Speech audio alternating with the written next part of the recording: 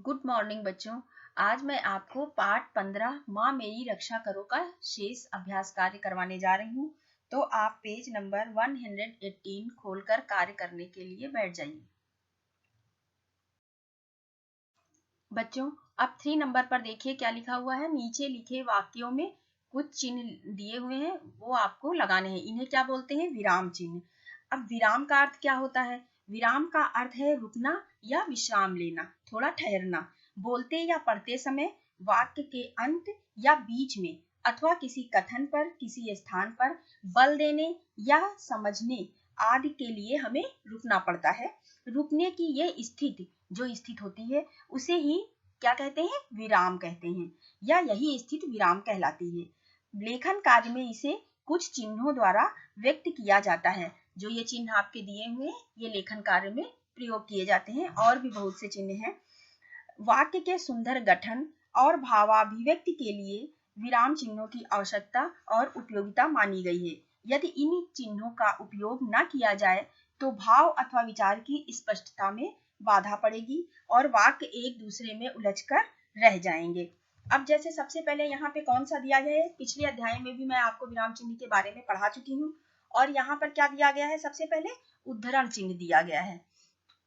जब किसी के कथन को ज्यों का त्यों लिखा जाता है, जैसा उसने बोला है वैसा ही लिखा जाता है, तो इन चिन्हों का प्रयोग होता है। किन चिन्हों का? यही उद्धरण चिन्ह का प्रयोग होता है। और इन्हें क्या बोलते हैं? उद्धरण चिन्ह कहते हैं। इन्हें कोटेशन मार्क भी आप कह सकते हैं।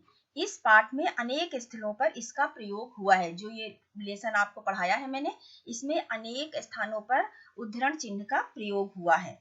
ठीक है। तो अब जैसे यहाँ पर क्या दिया हुआ है? का में पिता ने कहा मन लगाकर पढ़ा करो। किसने कहा? अब जैसे किसी का वाक्य है, ज्यों का त्यों रख दिया गया, तो यहाँ पे कौन सा चिन्ह लगेगा? उद्धरण चिन्ह लगेगा। तो यहाँ पे सबसे पहले क्या देखो लिखा हुआ है, पिता ने कहा। कहा के बाद अल्प विराम है, कॉमा लगा हुआ है, और उसके बाद उद्धरण चिन्ह लगा हुआ है, मन लगाकर पढ़ा करो। ये किसने कहा? पिता ने कहा। तो जैसा कहा वैसा ही लिख दिया गया, इसलिए यहाँ पर कौन सा चिन्ह लगाया गया? उद्धरण चिन्ह लगाया गया। इसके बाद है खा नंबर पर देखिए, राम ने रावण से कहा तुमने पाप किया है। फिर यहीं पे यहाँ पर भी देखिए उद्धरण का प्रयोग किया गया है। राम ने रावण से कहा। कहा के बाद में कॉमा लगा हुआ है, यानी अल्प विराम लगा हुआ है। अल्प विराम के बारे में मैंने आपको पिछले अध्याय में जब अभ्यास कार्य में करा रही थी तो मैंने आपको विस्तार से पढ़ाया था। राम ने रावण से कहा। जब हम थोड़ा सा बोल के उसके बाद में रुकते हैं तो वहां पर कौन सा चिन्ह लगेगा? अल्प विराम। राम ने रावण से कहा तुमने पाप किया है। तो राम ने जैसा कहा था वैसा ही यहाँ पर लिख दिया गया है, तो यहाँ पे कौन सा चिन्ह लगाया गया? उद्धरण चिन्ह लगाया गया। आपको जैसे मैंने अभी बताया कि जब किसी के कथन को ज्यों का त्यों लिखा जाता है तो उद्धरण चिन्ह का प्रयोग किया जाता है। ठीक है। अब ग नंबर पर देखिए क्या लिखा हुआ है, मल्लाह चिल्लाया चिंता मत करो। तो यहाँ पर कौन सा चिन्ह आएगा? मल्लाह चिल्लाया चिंता मत करो।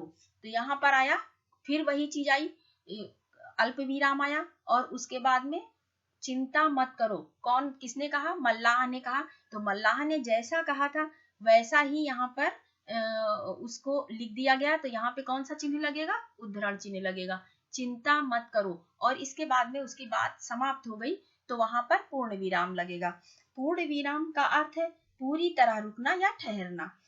सामान्यतः जहां वाक्य की गति अंतिम रूप ले ले वहां पूर्ण विराम का प्रयोग किया जाता है। जहां पर वाक्य समाप्त हो जाता है वहां पर पूर्ण विराम का प्रयोग किया जाता है। अल्प विराम, अल्प विराम का अर्थ है थोड़ी देर के लिए रुकना या ठहरना।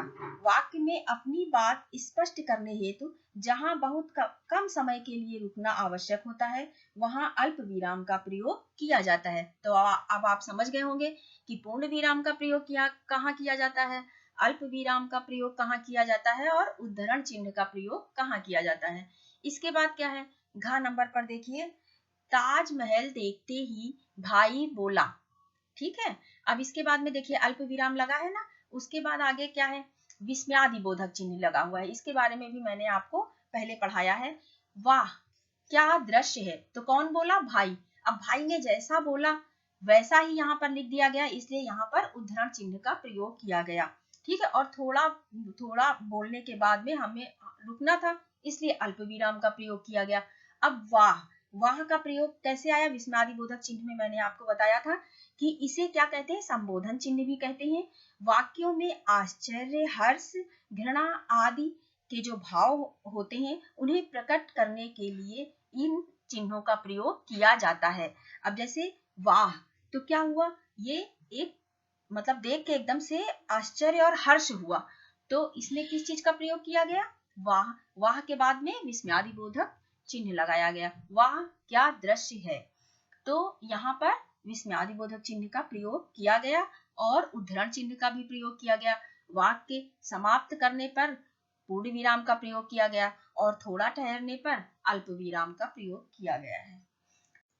अब 4 नंबर पर देखिए, लिखा है निर्देशानुसार लिखो, और एक वाक्य दिया हुआ है, हम ठंड से कांप रहे हैं। ये एक साधारण वाक्य दिया हुआ है और इसके बाद में पूछा गया है कि कुछ शब्द दिए गए हैं जिन शब्दों का प्रयोग करते हुए आपको एक नए वाक्य का निर्माण करना है।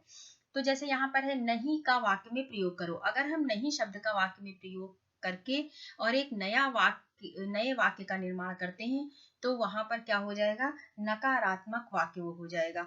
और अगर हम क्या का वाक्य में प्रयोग करते हैं तो वहां पर क्या हो जाएगा?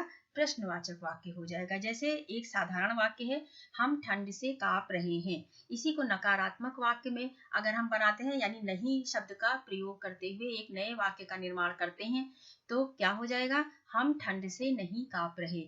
फिर खा में देखिए, अगर हम क्या शब्द का वाक्य में प्रयोग करते हुए एक नए वाक्य का निर्माण करते हैं तो क्या हो जाएगा? क्या तुम ठंड से कांप रहे हो? यहाँ पर ये प्रश्नवाचक वाक्य है, इसलिए यहाँ पर प्रश्नवाचक चिन्ह भी लगाया जाएगा। इसके बाद है जो साधारण वाक्य था वो प्रश्नवाचक हो गया और उसके पहले वो नकारात्मक वाक्य हो गया। अब इसके बाद है क्या और कुछ रिक्त स्थान है, उसके बाद में नहीं का वाक्य में प्रयोग करो। तो यहाँ पर क्या और नहीं दोनों शब्दों का प्रयोग करते हुए एक नए वाक्य का निर्माण करना है। अब गा में देखिए, क्या तुम ठंड से नहीं कांप रहे? यहाँ पर भी प्रश्न पूछ रहे हैं, इसलिए क्वेश्चन मार्क लगाया जाएगा, यानी प्रश्नवाचक चिन्ह लगाया जाएगा यहाँ पर। अब पेज नंबर 119 पर देखिए, विषय संवर्धन गतिविधियां लिखा हुआ है ना, और उसके नीचे अपठित गद्यांश दिया हुआ है, अनसीन पैसेज। तो वही मैं आपको आज करवाऊंगी। गद्यांश को पढ़कर प्रश्नों के उत्तर लिखो। पहले इसे अच्छे से पढ़ना है, जैसे मैं पढ़ रही हूँ इसी तरीके से आपको भी पढ़ना है। राजस्थान के रेगिस्तानी इलाकों में सबसे कम बारिश होती है। साल में सिर्फ 16 सेंटीमीटर 16 सेंटीमीटर भूमिगत जल यहाँ 300 फीट की गहराई पर उपलब्ध है, अर्थात 300 फीट की गहराई पर उपलब्ध है। ज्यादातर जगहों पर पानी में सेलाइन मिला है, इसलिए ये पीने योग्य नहीं है। यहाँ ना तो हैंड पंप लगवाया जा सकता है और ना ही कुआं खुदवाया जा सकता है।